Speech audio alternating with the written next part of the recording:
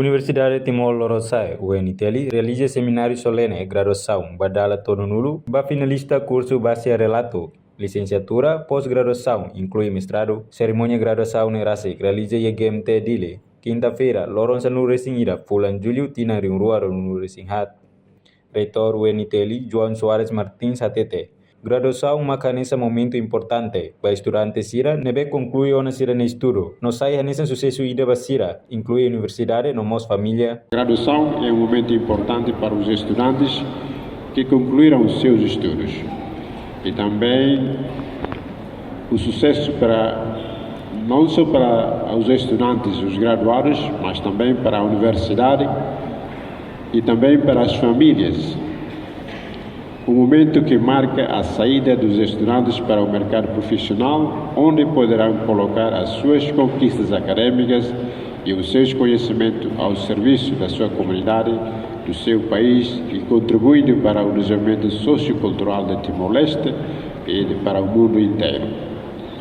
A graduação não é o fim das relações entre a universidade e vice-versa.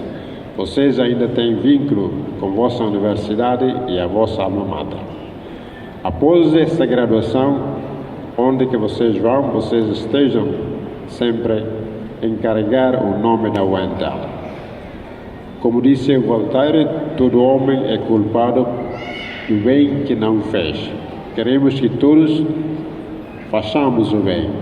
Portanto, para todos os graduados presentes nessa cerimônia, deem sempre o vosso melhor, demonstrem as vossas melhores qualidades e aptidões, façam a diferença nas vossas famílias e comunidades.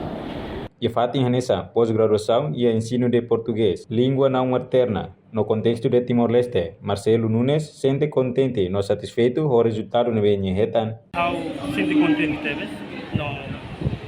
nessa manhã contente e não satisfeito.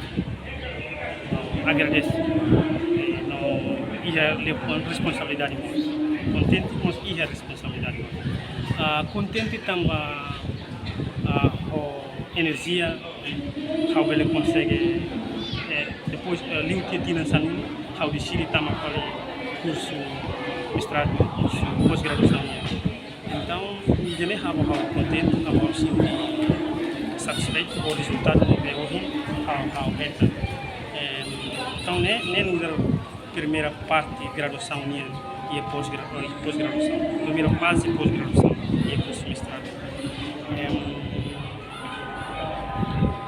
Que agradeço a todos também o apoio da família, o apoio do colega Sirania durante a minha estudo muito, a minha partilha mal experiência Sira, com a ensino, com a hanori, metodologia Oyoin, técnica Oyoin, com a didática, com a metodologia. Então, eu sinto contente, valeu a pena. Valeu a pena eu decidi continuar o estudo, pode aprofundar, pode aclarar o conhecimento e ensino em português.